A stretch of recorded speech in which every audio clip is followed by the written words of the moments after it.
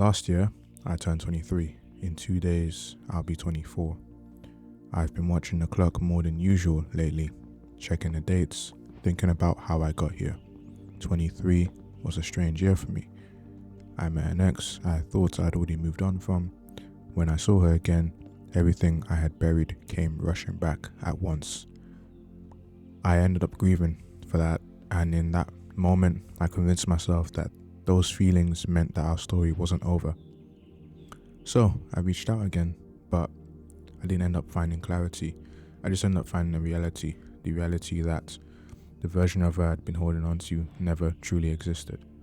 I wasn't letting go of a person, I was letting go of an idea, and that hurt. But eventually, I understood something important.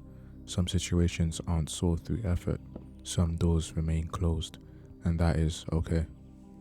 What surprised me was just how much that lesson applied to myself. For years, I thought something was wrong with me. I grew up feeling different, more distant, less expressive. Later, I found out that I had a neurodiversity. It helped me explain some things, but it didn't answer the question that had followed me for most of my life.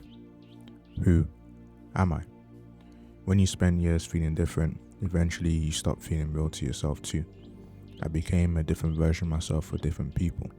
I was serious to some, funny to others, and I was confident in one room and quiet in the next. At some point, I had to ask myself this: when will I converge, or where will I converge? Where do all these versions of myself meet? For years, I thought that achievement would answer that question, that if I had worked hard enough, achieved enough, and became enough, that maybe I'd finally feel complete. But the goalposts kept on moving.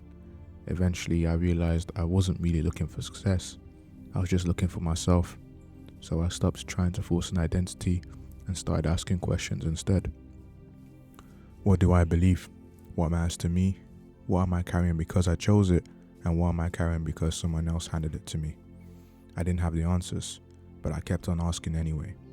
Then one day, I found myself saying something very, very strange. I will become.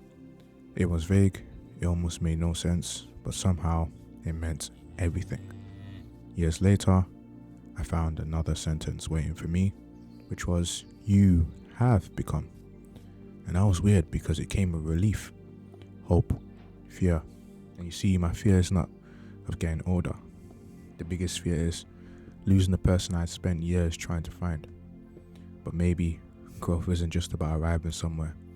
It's about returning to yourself whenever life tries to pull you away. So here is to 23, to grief, to questions, to letting go, to becoming. And here's to 24. Let's see where it takes me.